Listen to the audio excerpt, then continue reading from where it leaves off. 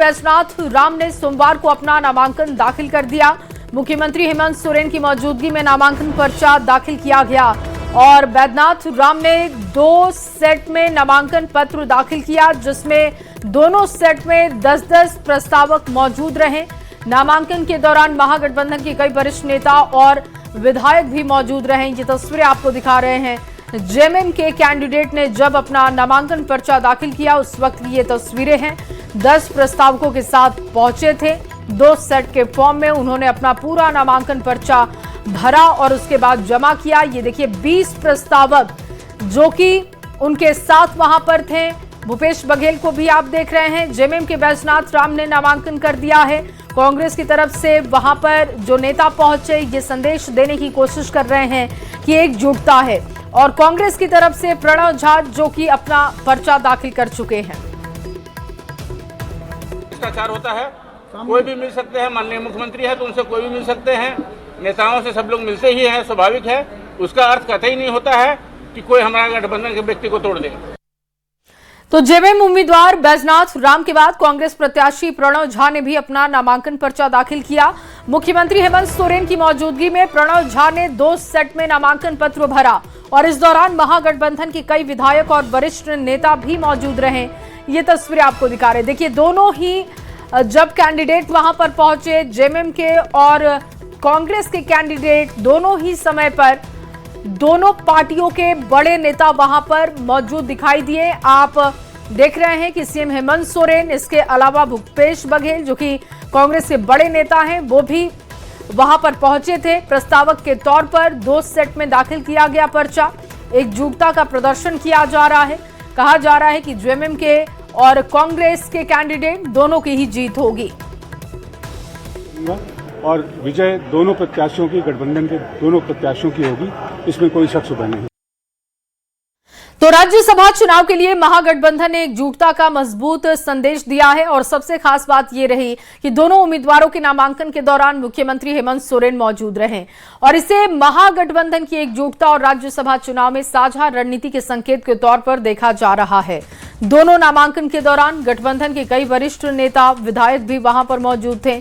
ये 2 तस्वीरें आपको दिखा रहे हैं। बैजनाथ राम जो कि जेएमएम की तरफ से कैंडिडेट हैं, उन्होंने अपना पर्चा दाखिल किया। दूसरी तरफ कांग्रेस के कैंडिडेट प्रणव झा ने भी अपना पर्चा दाखिल किया। लेकिन ये दोनों ही तस्वीरों में जो खास बात है कि जेएमएम और कांग्रेस दोनों के ही बड़े नेता उसमें मौजूद रहे। प्रस्तावक के तौर पर वो पहुंचे थे और एकजुटता का संदेश दिया। तो जेएमएम उम्मीदवार बैजनाथ राम के बाद कांग्रेस प्रत्याशी प्रणव झा ने भी अपना नामांकन पर्चा दाखिल किया और मुख्यमंत्री हेमंत सोरेन की मौजूदगी में प्रणव झा ने 2 सेट में नामांकन पर्चा दाखिल किया है। इस दौरान महागठबंधन के कई विधायक और वरिष्ठ नेता भी वहां पर पहुंचे हुए थे। तो आज लगातार नामांकन पर्चा दाखिल करने का दिन, और देखिए इसी कड़ी में बीजेपी समर्थन से परिमल नाथवानी ने भी अपना नामांकन पर्चा दाखिल कर दिया है। नामांकन के वक्त बीजेपी विधायक भी वहां पर पहुंचे हुए थे। झारखंड मेरी कर्मभूमि है नामांकन के बाद परिमल नाथवानी ने विक्ट्री साइन भी दिखाई। बाबूलाल मरांडी से मिलने उनके चैम्बर भी पहुंचे। ये तस्वीरें आपके सामने रख रहे हैं और बीजेपी के विधायक चैम्बर में मौजूद दिखाई दिए। राज्यसभा चुनाव के लिए बीजेपी के कैंडिडेट ने भी आज अपना पर्चा दाखिल कर दिया है, क्योंकि आज देखिए आखिरी दिन है और ऐसे में बीजेपी ने अब तक पत्ते नहीं खोले थे। लास्ट मोमेंट तक बीजेपी की तरफ से कैंडिडेट का नाम ऐलान नहीं किया गया था, लेकिन अचानक वहां पर परिमल नाथवानी पहुंचते हैं, नामांकन पर्चा दाखिल करते हैं। उनके साथ प्रस्तावक भी मौजूद दिखाई देते हैं, जिसके बाद वो बीजेपी के नेताओं से मुलाकात करते हैं। राज्यसभा चुनाव के लिए बीजेपी के कैंडिडेट ने भी नामांकन कर दिया है। ये 2 तस्वीरें आपको दिखा रहे हैं। इससे पहले जानकारी थी कि गौरव वल्लभ ने भी पर्चा खरीदा है, लेकिन पार्टी की तरफ से आधिकारिक तौर पर ऐलान नहीं किया गया था। लेकिन आज परिमल नाथवानी जो कि अपना पर्चा भर चुके हैं। टर्म मैंने किया है, आपको मालूम है 2004 8 से 12 और 14 से बाकी का भी मैंने पूरा कार्य किया है। और आज मैं जो यहाँ आया हूँ तो मुझे समर्थन मिला है बीजेपी की तरफ से, बट मेरा सभी पार्टियों से मेरा नाता पहले से ही रहा है, चाहे जेएमएम हो या कांग्रेस हो या निर्दलीय हो, कोई भी आंसू था सब पहले। तो मेरे लिए कोई नई एरिया नहीं है। और मैंने जो काम किया है झारखंड में, ये आपको सबको परिचित है। और चलिए आगे बढ़ते हुए आपके सामने बड़ी खबर रखेंगे, जहां पर गिरिडीह से ये खबर, सिरसिया गांव की नाबालिग छात्रा की संदिग्ध मौत के मामले में अब तक पुलिस के हाथ खाली हैं। 11 दिन बीत जाने के बाद भी मामले का खुलासा नहीं हो सका है। इसकी वजह से लोगों में नाराजगी है। न्याय की मांग को लेकर परिजन, ग्रामीण, बड़ी संख्या में छात्र छात्राओं ने शहर में कैंडल मार्च निकाला है। झंडा मैदान से टावर चौक तक लोग पहुंचे। लोगों ने मोमबत्तियां जलाकर मृतका को श्रद्धांजलि अर्पित की। निष्पक्ष जांच की मांग इस मामले में उठाई जा रही है।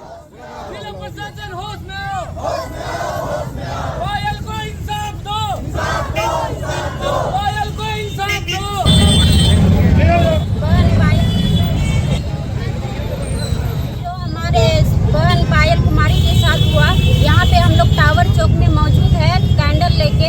हमें प्रशासन आज तक कुछ नहीं कर पाया है। 13 दिन हो गया है, आज तक क्या कुछ नहीं पता चला है कि कैसे इसकी मृत्यु हुई, कौन हत्यारे हैं, इसने क्या है, कुछ अता पता नहीं चला है। हम लोग को अभी इसको न्याय दिलाने के लिए हम लोग को रोड पे आना पड़ा। इंसाफ चाहिए हमको, कुछ बताता नहीं है। बोलते हैं सब जांच हो रहा है, जांच हो रहा है, कुछ नहीं बता रहा है। तो जांच हो जाएगा, हम अपने आप तुमको बता देंगे।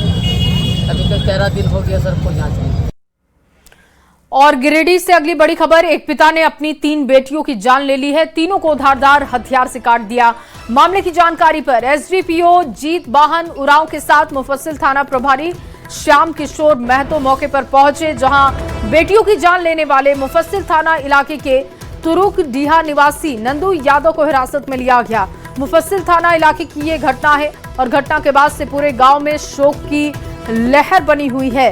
धारदार हथियार से एक पिता ने अपने 3 बच्चियों के ऊपर हमला किया। बच्चियों की मौके पर ही जान चली गई। पिता ने 3 बेटियों की हत्या कर दी है। तीनों बच्चियों की मौके पर मौत हो गई है और आरोपी पिता को हिरासत में लिया गया है। 3 बच्चियों की हत्या हुई है। उसमें एक की 17 साल उम्र है, दो की 6 साल की है।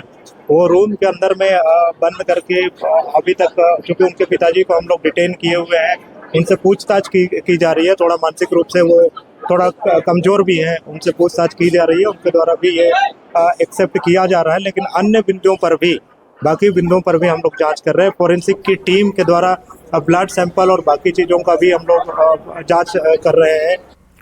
और अगली खबर रामगढ़ से, जहां NH 33 पर तेज रफ्तार का कहर देखने को मिला और 2 अलग अलग सड़क हादसों से हड़कंप की स्थिति बनी है, जबकि एक अन्य व्यक्ति की गंभीर रूप से घायल होने की जानकारी है। पहला हादसा चुटू पाली घाटी में ट्रक और कार की टक्कर की है और जो दूसरा हादसा है वो माया टुंगरी के पास बताया जा रहा है, जहां पर एक बाइक सवार ट्रेलर की चपेट में आ गया, जिससे कि उसकी मौके पर जान चली गई। तो चुट्टू पालू घाटी जहां पर हादसा हुआ, इसके अलावा माया टुंगरी के पास भी हादसा हुआ। और अगली खबर देवघर से, जहां पर स्थानीय KKN स्टेडियम में देवघर जिला क्रिकेट एसोसिएशन के नए और पहले कार्यालय का उद्घाटन हो चुका है। खास बात यह है कि सालों से स्टेडियम की देखरेख कर रहे खान बाबा और सुबल के हाथों कार्यालय का शुभारंभ करवाया गया। BDCA की इस पहल से खेल प्रेमियों में उत्साह है। खेल प्रेमियों की तरफ से इसकी सराहना भी की गई और इस मौके पर सचिव विजय झा ने बताया कि झारखंड प्रीमियर लीग में देवघर के 4 खिलाड़ी अपनी प्रतिभा दिखा रहे हैं। महिला झारखंड प्रीमियर लीग में देवघर की 6 खिलाड़ी जो कि हिस्सा ले रही हैं। स्थानीय KKN की तरफ से ये शुभारंभ किया गया है। JPL में देवघर के खिलाड़ी अपना दम दिखा रहे हैं। एक तरफ खिलाड़ियों के मनोबल बढ़ाने के लिए इस स्टेडियम का उद्घाटन किया गया। हमारे यहाँ पे स्टेडियम का देखभाल करते हैं बरसों से। इनके पिताजी दादाजी बरसों से करते आ रहे हैं। यही लोग हैं जो स्टेडियम को संभालते हैं। पहले सदानंद जी थे, अभी उनका देहांत होने के बाद अभी सुबल जी हैं और खान सर हैं। यही लोग के देख रेख में अभी स्टेडियम बचा हुआ है। तो ये आज हमारे ऑफिस का उद्घाटन सुबल जी और खान जी के हाथ से हुआ। बड़ी खबर बोकारो से आपके सामने रख रहे हैं, जहां पर विस्थापित नेता राजू दुबे ने भारतीय जनता पार्टी छोड़कर CPI-ML की सदस्यता ग्रहण कर ली है। निरसा के विधायक अरूप चटर्जी ने पार्टी की सदस्यता दिलाई है। इस दौरान राजू दुबे ने कहा कि CPI-ML विस्थापितों और युवाओं की समस्याओं को मजबूती से उठाने का काम कर रहा है और इसीलिए उन्होंने ये फैसला किया।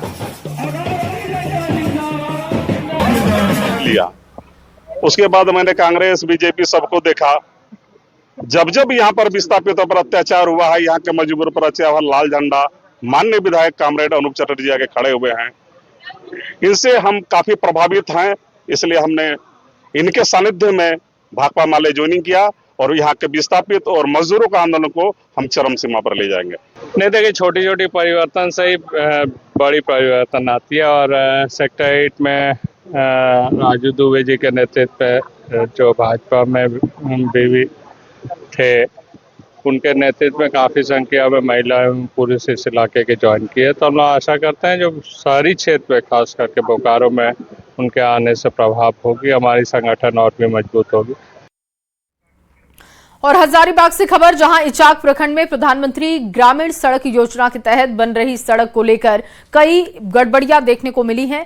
ग्रामीणों ने गुणवत्ता मानकों की अनदेखी की शिकायत की और इसके साथ ही उनका कहना है कि कई जगहों पर सड़क में दरारें दिखी हैं, पुलिया में सुरक्षा रेलिंग नहीं लगाई गई, निर्माण कार्यों में घटिया बालू का इस्तेमाल हो रहा है। आपको बता दें कि ये सड़क लगभग 20 करोड़ रुपए की लागत से तैयार की जा रही है। हालांकि विभागीय जेई सुभाष कुमार ने मामले की जांच कराने की बात कही है। ग्राम डाढ़ा है और इसमें गार्डवाल का काम चल रहा है, तो इसमें दोनों साइड से रेलिंग बहुत जरूरी है और रेलिंग नहीं पड़ने से कभी भी दुर्घटना हो सकता है। रेलिंग दिया जाए। कितना गांव को जोड़ता है ये रोड? इस रास्ता से करीब 10-12 गांव का आना जाना होता है। और कौन कौन सा ब्लॉक जाते हैं इससे? ब्लॉक इचाक ब्लॉक जाते हैं, बरकाठा ब्लॉक और इधर इचाक टू खैरा भाया डाढ़ा पथ निर्माण लगभग 5 सालों से निर्माणाधीन है, लेकिन 5 सालों में बहुत सारी कमियां इसमें देखने को मिल रहा है। आप देख रहे हैं डाढ़ा पंचायत के आप रामसागर तालाब मेड़ पर हैं और यहाँ जो गाड़वाल हो रहा है, आप गाड़वाल में ऐसा स्थिति है कि यहाँ रेलिंग निर्माण होना है, यह जांच का विषय है, लेकिन रेलिंग में नहीं दिया जा रहा।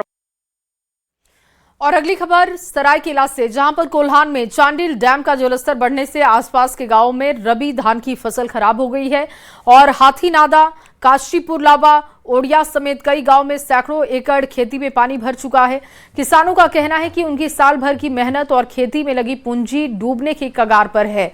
किसानों की मांग है कि शिकायत के बाद विधायक सविता महतो ने डैम के अधिकारियों से बात की और चांडिल डैम के 3 फाटक भी खुलवा दिए हैं। फाटक खुलने के बाद खेतों से पानी निकलना शुरू हो चुका है। किसानों ने राहत की सांस ली और विधायक का आभार भी जाहिर किया। फसल नुकसान को लेकर अब मुआवजे की मांग उठ रही है।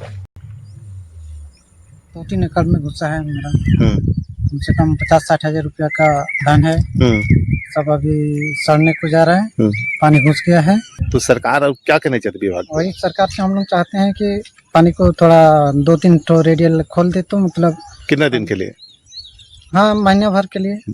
आज हमारा चांडिल बांध प्रभावित गांव, अगर मेरा रसुनिया पंचायत की बात करूँ, हाथीनादा, पियालडी, अगर मैं नीमडी प्रखंड की बात करूँ तो लावा, अंडा, हुट्टू, कल्याणपुर, कुकड़ू प्रखंड की अगर बात करूँ तो बांदावीर, केंदादा, उसके बाद कई ऐसे गांव है, आदाडी चौका, जहां पर अभी जो ग्रामीण या विस्थापित जिनको अभी तक मुआवजा नहीं मिला है, जो परेशान है, किसी तरह से जीवन यापन कर अगर धान लगाए हैं तो खेतों में पका हुआ खेतों में पानी घुसा हुआ है।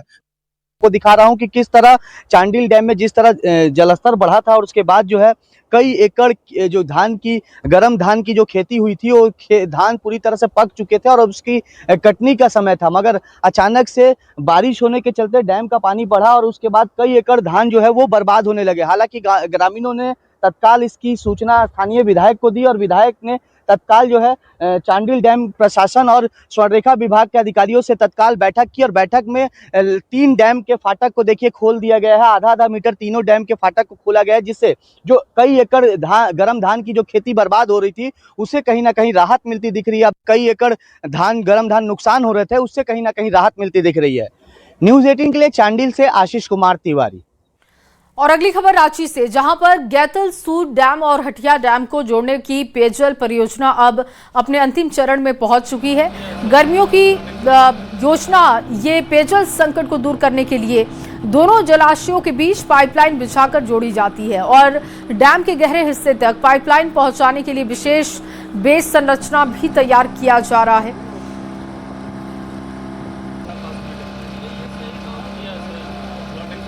मैंने तो कहा कि हेमंत पार्ट 2 है ये। लोगों की उम्मीद अपेक्षाओं से ऊपर सरकार काम करने का दृढ़ संकल्पित है, निर्णय ले चुकी है, संकल्प ले चुके हैं और हमें पार्ट 2 में ये दिखाई भी पड़ रहा है। चाहे वो मेरा विभाग पीएचडी हो चाहे एक्साइज हो, उपलब्धि देख रहे हैं आप लोग निरंतर। हम लोग मॉनिटरिंग करके जो चीज़ें आज 2 साल से गड़बड़ाए हुआ था फंड के अभाव में, उसको धीरे धीरे हम लोग स्मूथ कर रहे हैं। और गर्मियों में पानी की किल्लत न हो और राजधानी वासियों को पूरी पानी की सप्लाई मिले, इसे लेकर डैम कनेक्टिंग का कार्य जो है वो शुरू कर दिया गया है। इस वक्त हम आपको दिखा रहे हैं ये गैतल सूद डैम से जो पाइपलाइन है वो निकली है और ये जो पाइपलाइन है वो दूसरे डैम में यानी कि हटिया डैम में जाएगी, जिसे लेकर ये कनेक्टिंग पाइप बिछाने का कार्य जो है वो शुरू हो चला है। देख सकते हैं कार्य जो है वो गैतल सूद डैम में भी चल रहा है। दूसरी तरफ अगर देख सकते हैं जो पाइपलाइन बिछाने का कार्य है वो सड़कों पर भी इस वक्त नज़र आ रहा है। किस तरह से ये कार्य हो रहा है, कैसे ये पाइपलाइन का काम चल रहा है अभी, ठीक है। पानी का पाइपलाइन का ये आपका 1 साल से चल रहा है, कुछ दूर अभी बचा हुआ है। देख सकते हैं गैतल सूद डैम से निकलकर ये हटिया डैम तक पाइपलाइन जो है वो बिछाया जाएगा ताकि जो डैम का कनेक्टिंग है एक दूसरे से वो बढ़ सके। अगर पानी कम होता है तो एक डैम से दूसरे डैम में जो पानी की सप्लाई है वो की जा सकेगी, जिससे लोगों को पानी का लिए जो परेशानी होती है वो नहीं होगी और लोग आसानी से गर्मी के दिनों में भी अपनी प्यास बुझा पाएंगे। कैमरामैन संजीव तिवारी के साथ ओम प्रकाश, न्यूज़ 18 रांची। और अब बात धनबाद की करते हैं, जहां पर कुमार धूबी के रेलवे अंडरपास में बारिश शुरू होते ही जल जमाव की समस्या फिर सामने आ गई। हल्की बारिश के बाद अंडर ब्रिज में करीब 2 फीट तक पानी भर जाता है, जिससे कि पैदल यात्रियों, बाइक सवार, छोटे वाहनों को भारी परेशानी का सामना करना पड़ता है और इस पर लोगों ने प्रशासन और रेलवे से जल निकासी की स्थायी व्यवस्था की मांग की। प्रशासन को नजर ही नहीं है, जरा सा पानी पड़ता है पूरा रोड जाम है। देख लीजिए तमाशा, तो हर समय होता है। हाँ, हमेशा होता है, प्रशासन देख ही नहीं रहा इसको। गाड़ी को कम से कम तो ऊपर से जाना चाहिए। यहाँ प्रशासन को कम से कम एक तो ट्रैफिक देना चाहिए था। अब बड़ा गाड़ी को ऊपर से नहीं तो प्लेन नीचे कर दे, आदमी छोटा गाड़ी के लिए परेशानी बढ़ जाएगा। जरा छोटा गाड़ी अगर नीचे से जाएगा, बड़ा गाड़ी ऊपर से जाएगा, आराम से आदमी को काम हो जाएगा। ये प्रशासन को बहुत जरूरी है इस चीज को देखने के लिए। और अगली खबर गुमला से, जहां पर लोहरदगा सीमा क्षेत्र के बॉर्डर इलाके में एक चार्टर्ड विमान काफी नीचे डगमगाता हुआ नजर आया है और विमान की निचली उड़ान से लोगों में दहशत की स्थिति बन गई। चश्मदीदों के मुताबिक उदरंगी गांव में विमान जमीन से लगभग 40 फीट की ऊंचाई पर हिलता हुआ दिखाई दिया और ग्रामीणों का दावा है कि विमान एक बड़े पेड़ से टकराने से बाल बाल बचा है। इसके बाद भंडरा क्षेत्र में भी विमान एक मोबाइल टावर के बेहद करीब से गुजरा। विमान की असामान्य और बेहद निचली उड़ान को देखकर लोगों को किसी बड़े हादसे की आशंका सताने लगी। और अगली खबर जामताड़ा से, जहां पर मनरेगा योजना में कथित फर्जीवाड़े का मामला सामने आया और कुंडहित प्रखंड के सुद्राधीक्षितपुर में पंचायत और इसके अंतर्गत आने वाला गांव चंद्रपुर गांव में ग्रामीणों का आरोप है कि उसके नाम पर तालाब निर्माण योजना स्वीकृत कर लाखों रुपए की निकासी कर ली गई, जबकि जमीन उसकी नहीं है और उसे योजना की कोई जानकारी तक नहीं थी। शिकायत के बाद प्रशासन ने मामले की जांच के आदेश दिए। तब उठाया 3,16,881 रुपये उठाया है।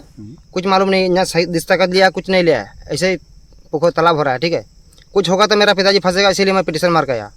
कहाँ पिटीशन को दिया आवेदन? डीसी को दिया।